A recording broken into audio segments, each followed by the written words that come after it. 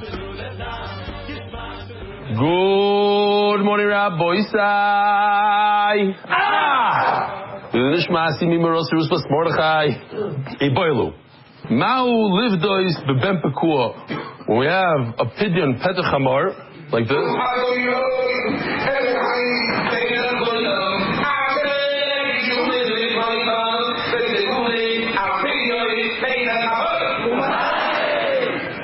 So you have a donkey, and you redeem the donkey with a sheep.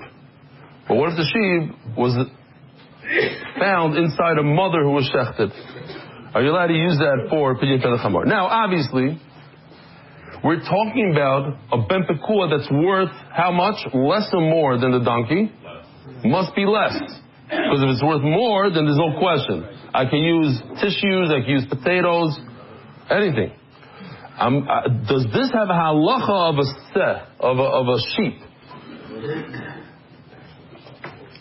Ali, but the Reb Meir holds that a full-term fetus that was born, that he found a ben pekua, requires a shchita. It's not considered a ben pekua leiti bailach. It's not even a question. Since it requires shchita, so it's a regular sheep. So you can do it. You can use it as a pidyon chamar. But where's the question? According to Rabbanon that say that even a full-term fetus is considered a ben pekua,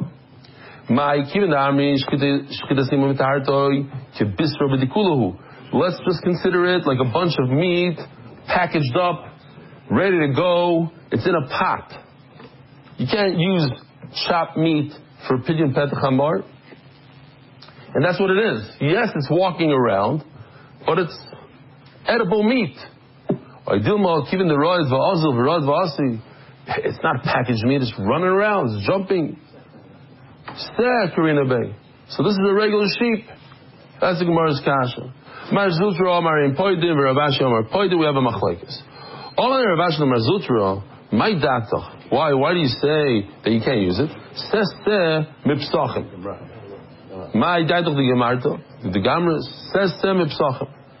You're learning from Korban Pesach. So what? Korban Pesach, it says in the pasuk, by all korbanos, shar oy chesed oy eis ki yivalid. It must be born. There's another halacha that we're going to learn today. But it has to be born. It can't be cesarean. So memela what? This animal, this ben pekua, was it born? No. So memela, you can't use it. And you learn from Pesach that you can't use it. But if you're going to learn from Korban Pesach, so let's make a complete comparison. The pidyon chamar to the Pesach. We know that a Korban Pesach must be a male, tamim without a mum, uben shana has to be less than a year. Afkan zochar tamim uben shana. So too by the pidyon petachamar. Says the Gemara tivta riba. You're right, you should, but there's a special riba that by a pidyon chamar that you could use even something that doesn't have all the attributes of a Korban Pesach. It could be in a keva, not a tamim. A tivta riba. I feel call milei namis. Then add in also the ben pekua. Maybe you should be able to use the ben pekua. MK says I have another drush that takes something off. I'm going to remove the ben pekua from there. Something that wasn't even on the list. We're talking about tumah and tahara. It's not a very complicated topic. It starts off on the top, avia v'isatuma. That person is avatuma. Then it goes down. It keeps on going down. In other words, if you were to touch the top thing of avia v'isatuma, so you drop down one level, you become avatuma. There's certain things that start off as avatuma, like that sheretz, a zav is avatuma. If you touch a zav touches you, you drop down one level and you become a rishon. A rishon has the zav has the ability to be metama, even a kli, even a vessel or a person. A person or a vessel that's a rishon that touches something else, food, then that food drops down one level and becomes a sheni. So the question is, what if a dead rat, a dead lizard, touches a mother animal that was shechted, and inside her stomach there's a ben pekua? Do we view the ben pekua and the mother as one? So when the sheretz touches the mother, she becomes a rishon, and the ben pekua remains a rishon. It's like if I'm touching an apple, on the outside of the apple, so the entire apple, inside everything, the seeds, they all become a rishon. You don't say, oh, the outside is a rishon, the inside is a shein. Or we view the mother and the fetus as two separate entities, and therefore when I touch the mother with a dead rat, she becomes a rishon. The baby drops down to a sheini. The baby's touching the rishon. Iboilu. Ma'al limno is boy rishon v'sheini. Do we consider two separate entities? Rabbi Yochanan Omar moinim boy rishon v'sheini is considered two separate things. Rabbi Shimon Omar ein moinim boy rishon v'sheini. You don't. In other words, they're both the same. Rabbi Yochanan says they're two separate entities. Rabbi Shlokish says no, it's one. Nase ke egois hamiskashkesh bikli pasai. It's like this.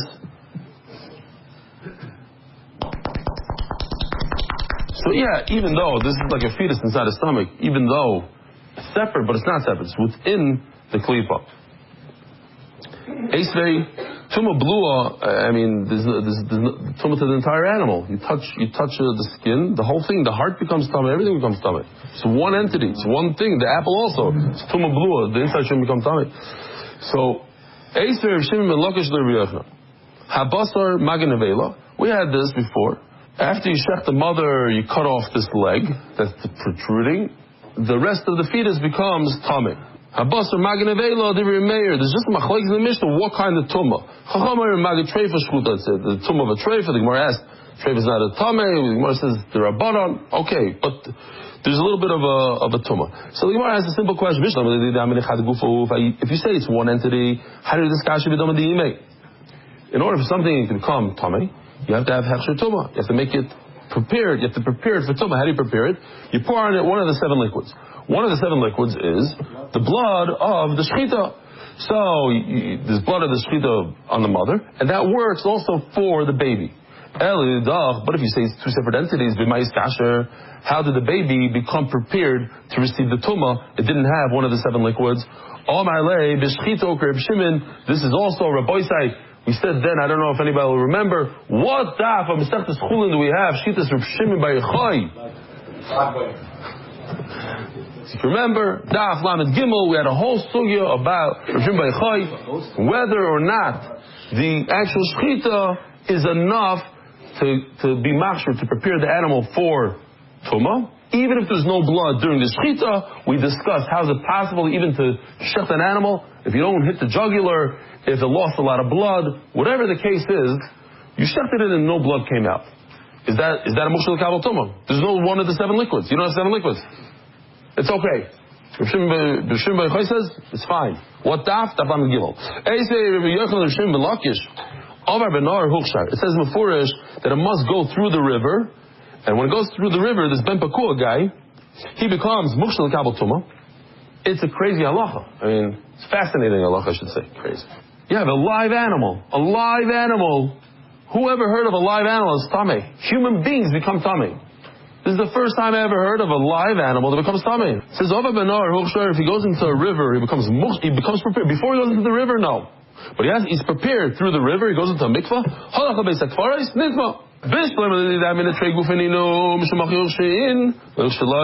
Says Rabbi Yochanan, I say the mother and the fetus are two separate entities, so therefore you have to dunk him in a mikvah.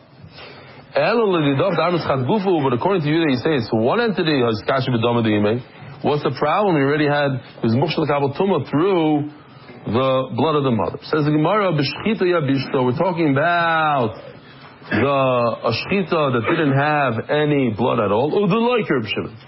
According to everybody else, that you need to have a liquid, and the shechita itself is not good enough, so that's the problem here. Who's the Tana that says that a Ben Pakur that has water on him and then he goes to a basic forest to become Tamei? An animal goes to basic forest. An animal goes to Levaya, it becomes Tamei. Omer Rabbi Yochanan, Rabbi Yossi Aglili, the Sanya, Rabbi Shimon ben Elazar, Omer Mishum Rabbi Yossi Aglili, Metame tu Basoichlin B'tzor Chechsher, this Ben Pakur, he's able to give over Tumah to food, but on condition that you prepared him with one of the 7 liquids. Impossible. When you have a live animal, it can never become tamei.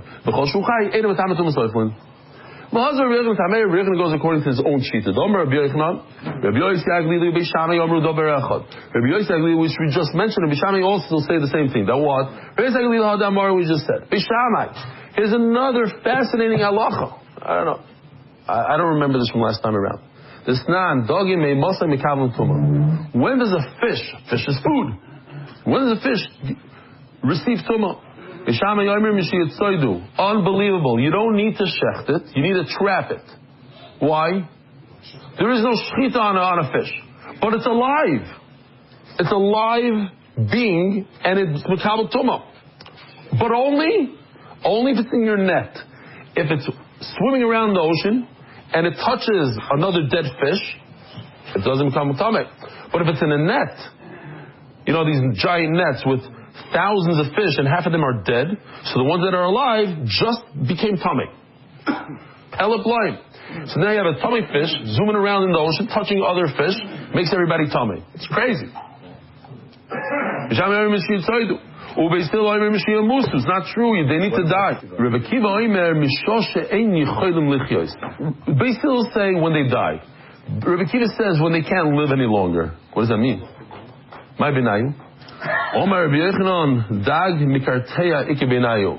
This is not a great video, but just how the fish they jump around, they thrash around. So when they thrash around to a point where even if you toss them back into the water, I'm not a big fisherman, but there comes a point where this guy's not going to live anymore. Another gewaltige kasha. Listen to this. Reb Akiva says, did I even explain? According to Reb Akiva, as long as it's about to die, it's thrashing around. But if you put it back in, like the little shark, it has half life, but no matter what, it's not going to live. This guy's a goner. So, according to Reb Akiva, that's already, it's what do you call it? It's mekabel tumah. It's mekabel tumah, but it's alive. If it's not alive, it's eni yochel lichyos. They still say no. It has to be dead. You need zero pulse. According to Reb Akiva, even if it has a pulse, but that it's going to die within a minute or two, it's mekabel tumah. But Reb Chizda comes. Reb Chizda asks the kasha: what if a fish has a hook straight in its mouth or in its heart? It's not going to live long. Is that mekabel tumah? Because according to Reb Akiva, anything that's about to die, it's not going to survive, is mekabel tumah. This is no simani treifa ma'u. Now simani treifa don't exist by fish. We don't have treifa. So the Gemara reminds us there's another machlokes we had. If a treifa means that it must die or not. Whether you hold that a treifa could live, survive or not, that's not important. We understand that a treifa could only live maximum 12 months. An animal has a lot of life to it.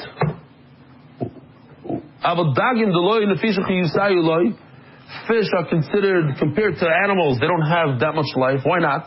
They can't survive on earth. So that it's hard to understand, for me at least. But a human being can't survive in the water. So Memela what? Since it's considered dead, it doesn't have a life, so it's mekabel tumah. This treifa guy, it has a hook in its heart, in his lung, I don't know what. And if you say that it doesn't have to survive, that's dafka treifa applies to animals. Then, since they don't have shchita, they don't have treifa, loy, teiku. If an animal gives birth, miscarries, a non-full term animal, non-full. So it's 8 months. When we're talking about a cow, 8 months is non-full term. So it's a very interesting shaila here. Again, I'm talking about these are shaila. The whole parak is just interesting question after interesting question. The fat of an animal, we know of a behema is usher. It's the isser karis. Check this out. You get karis. Now the question is, the fat of this fetus, does it have a halacha of a behema, and therefore you get karis? Or does it have a halacha of an avela, of a chaya, but an avela? So it's different. It's a lighter isser. Rabbi Yochanan, you get karis. Rabbi Shimon, you don't get karis. You get malchus. Tachlis, at the end of the day, it came out into the world, and Mamela, it's regular chayla to behema and gets kares. Reb Shimon Lakish Omar, chayla chaya is like a wild animal, which the chayla of chaya is mutter. But this one, in particular, is also why? Because it's an avela. Chadashim garmi. He says, no, it's the month. And once Chadashim, this guy never made it to full term. So Mela is chayla is that of a chaya. Ikidari, and some say the opposite. If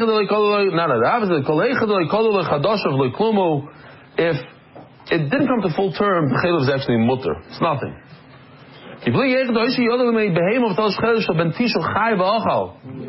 Another interesting story. He goes into the animal. Imam had a taiva for a piece of fat, rips the piece of fat out of a fetus that's in the mother's stomach, and it's a full term animal. It has regular. Yeah. You ate it. But the question is, what Isser was he over? He's over Isser for what? He gets karis. Why? Because a full term animal, Kadoshim Garmi, and that's it.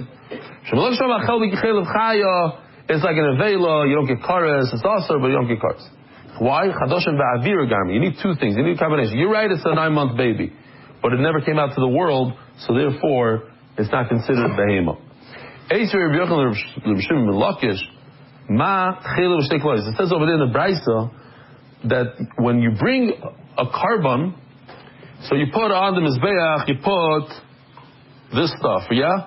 There's certain parts of the animal you have to put on the mizbeach. The chaylev, the kidneys, the fat. You see the fat on top? Okay. So, you shecht an animal, a carbon, and then you find a uber inside. The uber is like a carbon. Do you have to cut a second cut, go into the fetus, and take its kidneys and its fat out and put it on the mizbeach? You don't have to.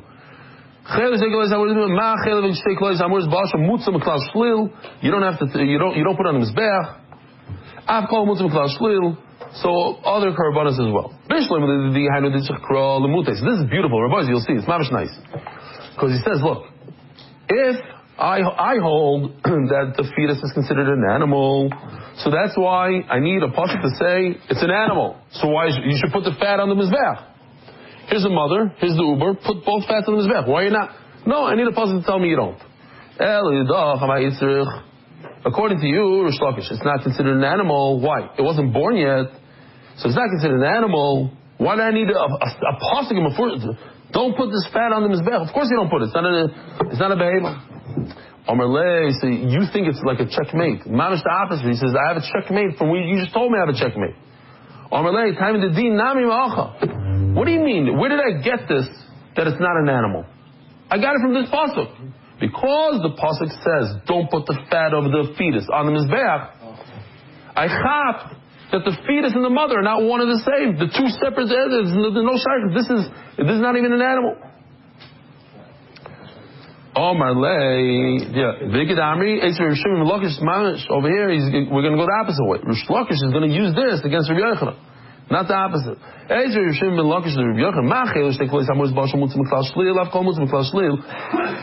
Brisa says that you don't bring the chaylev of the fetus onto the mizbeach.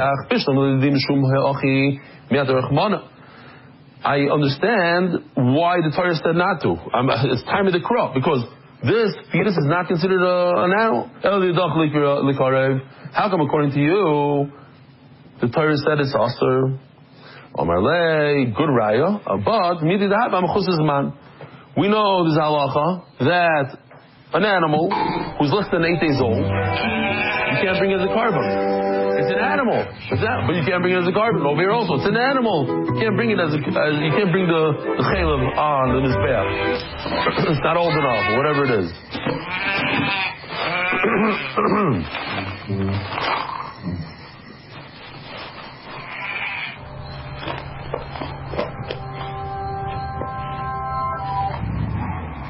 It's amigdash, the whole thing. Now you can bring it as a carbon. Before that, not. Omar Reb Eli Hashoichet is that treiful matzabav and tishachai. Oh, so this is we had the machlokes, right? About if you find a full-term baby, is it a ben pekur or not? Now you find out that the mother is a treifa. Think about it. Also, a gewaldige question. When you find out that the mother is a treifa and you cannot eat the mother, what about the shechita that you performed in the mother? Does it work for the baby? You can't eat the mother, but maybe you could eat the mother, or maybe not. Maybe if the shechita doesn't work for the mother, it doesn't work for the baby, or maybe they're not dependent. It's a good shechita. It just happens to be you can't eat the right leg, but you could eat the left leg. I don't know. Maybe they're not connected.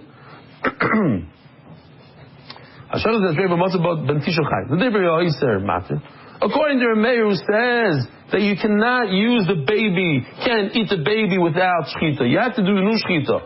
So the baby is not dependent on the mother; it's a complete different entity. Mater. What does mater mean, Rabbi say? With the shechita, obviously, you have to shech the baby.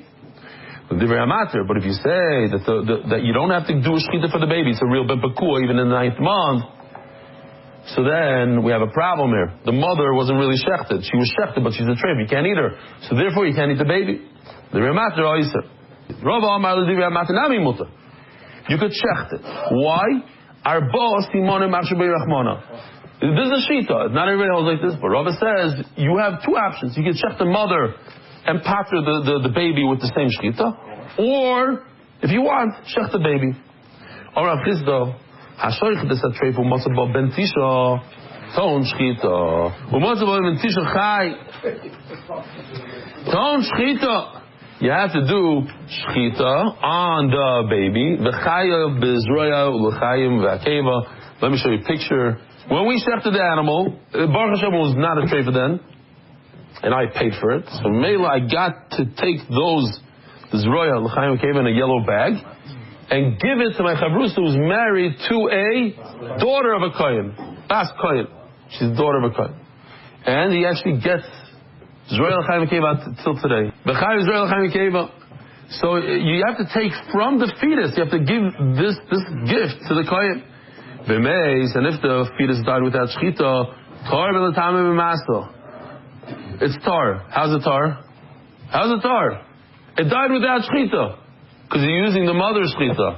So now you're dancing two chasanas over here. Only Rav Aton shchita, come on, you're mayor. Why do you have to do shechita? Because it's not a real ben pekua. Who holds it's not a ben pekua? Reb Meir. So if you hold like Reb Meir that it's not a ben pekua, then how does the shechita of the mother help it? It's impossible. You're going like Reb Meir and Rabbanon. Let me bring you the same exact brayso brought by Reb Chia. So we're just going to repeat. But the difference is that this is Reb Chia. Reb Chia is the author of Brises, right? Much like the same sugi that we just learned on top of this summit 5 lines ago. You shech the treifa, the mother is a treifa, but you found a full-term baby inside, ton shchita, you have to shecht it. The chayiv is real chayiv keva, and you have to give the matanis takay. But if the fetus died without shchita, it's not tamei. Ton shchita keman kirmeir. It's not a good ben pekua. Why? Because you rolled like remeir. But if it's not tamei because you hold like rabbanon. So how can you be like remeir and rabbanon? Holy kasha. That's not a good question. Reb Chia in front of he didn't die afterwards. He was dead to begin with. But you are telling me a case where he's still alive now. Now we have a problem. I also could get out of this. There's 2 ways that you could shecht. You could also shecht the fetus. We hold this mandama holds. You could also shecht the fetus. He told Reb Zera. Reb Zera came to Eretz Yisrael. We had many times when he went to Eretz Yisrael. Reb Zera went to Eretz Yisrael. Reb Asi heard Reb Zera saying this over. So what? You can shecht the mother. You can shecht the baby. You have 2 options. Omerlei. Yishar, Reb Yochanan agrees with you. So if Reb Yochanan agrees, who argues? Who throughout the entire Shas argues with Reb Yochanan? Rish Lakish. So if I tell you, Reb Yochanan agrees with you, meaning that Rish Lakish doesn't. Michlal the Polygalary Reb Shimon Lakish. It's like a question. Does he argue? Says the Gemara. Also fascinating. Mishav Shoyle V'Shastikle. Rish Lakish was polite. Like they teach the Chasanim today, you listen to your wife. Just hear her out all the way till she finishes. Don't interrupt. Listen. He didn't interrupt. He's waiting. Then Rabbi Yochanan finished. And then Reb Zera stepped out.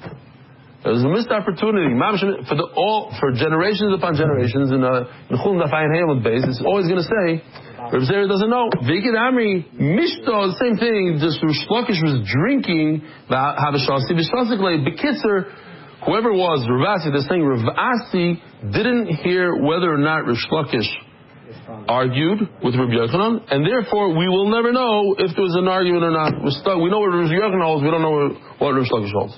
The bottom line is, you have to wait around. Don't run around. Don't run away to get a drink or leave. You have to be patient. Don't say weiter. Wait until you hear. Otherwise, it'll be a missed opportunity for the rest of your life. Says the Gemara. So check this out. In this video, maybe Gershon fast forward it 3/4 of the way, all the way to 3/4. More.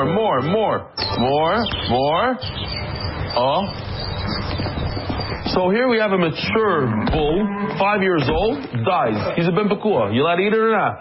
Reb Shimon says even a 5-year-old. But what is he arguing on? Chacham say even a full-term baby. There's a big argument. How does Tanakama? Omar.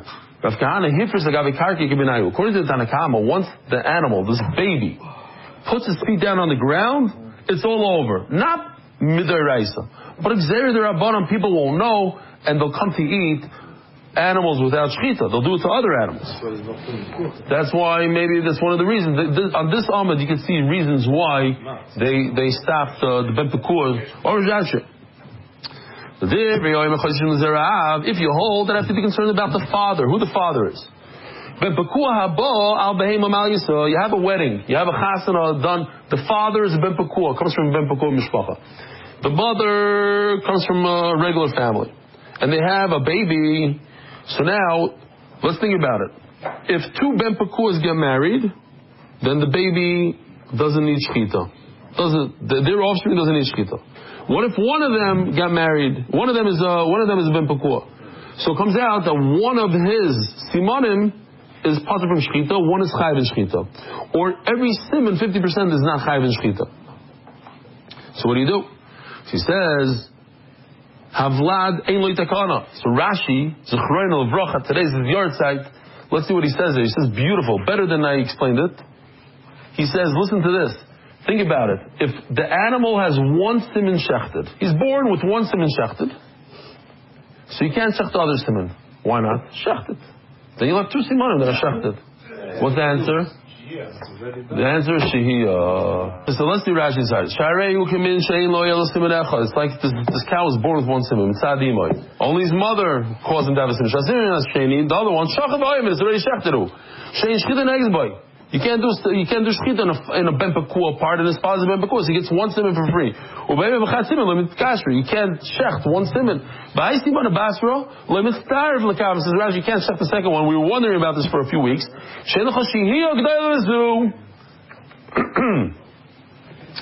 Zog the Gemara.